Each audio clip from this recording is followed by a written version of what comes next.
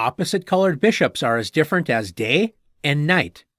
Opposite-colored bishops always travel on the opposite color of the other bishop, so they never meet or attack one another.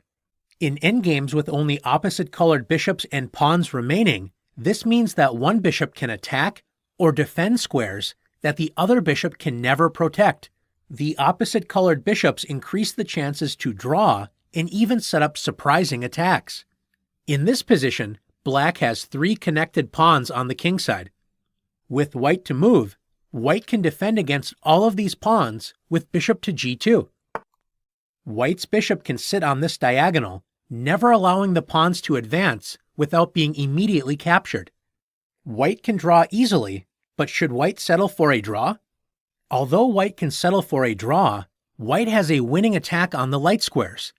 Do you notice that on the other side of the h1 to a8 diagonal, Black's king is completely trapped in the corner and stuck on a light square? White can play the powerful move bishop to h3. And after g2, White can ignore the pawn and play bishop to d7. Since the attack is on the light squares, Black's dark-squared bishop cannot help defend the king. So after Black promotes with g1 equals queen, White wins the game with bishop c6. Checkmate. Let's take a look at some more opposite-colored bishop endgames. In this position, Black is down 2 pawns, usually a very bad sign in an endgame. But thanks to the opposite-colored bishops, Black can draw after bishop to d2. After king to g6 and bishop to g5, Black's bishop controls the c1 to h6 diagonal, and with the Black king blockading the passed pawn on c6, Black simply has to move the bishop back and forth on the c1 to h6 diagonal to draw the game. White's light-squared bishop cannot help attack the dark squares that Black's pieces are using to defend the position. Let's take a look at another example. When a bishop only has to protect a single diagonal, the defender has good drawing chances.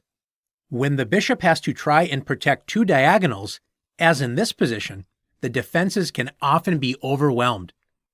With White to move, White can win by playing h7, threatening to promote the pawn, so Black has to accept the sacrifice with bishop takes h7. Now that Black's bishop no longer helps support the king on the queen side, White rolls forward with c6 check. Black's position is now completely lost since king c8 is immediate checkmate, and any other move, such as king a8, cannot prevent White from promoting after b7 check, king a7, and b8 equals queen. White will deliver checkmate on the next move. Let's look at one more example together.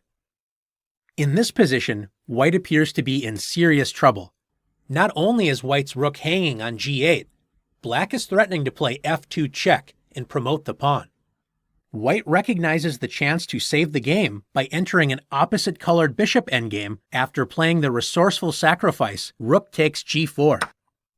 And after h takes g4, White is down 3 pawns, but draws easily after bishop f4.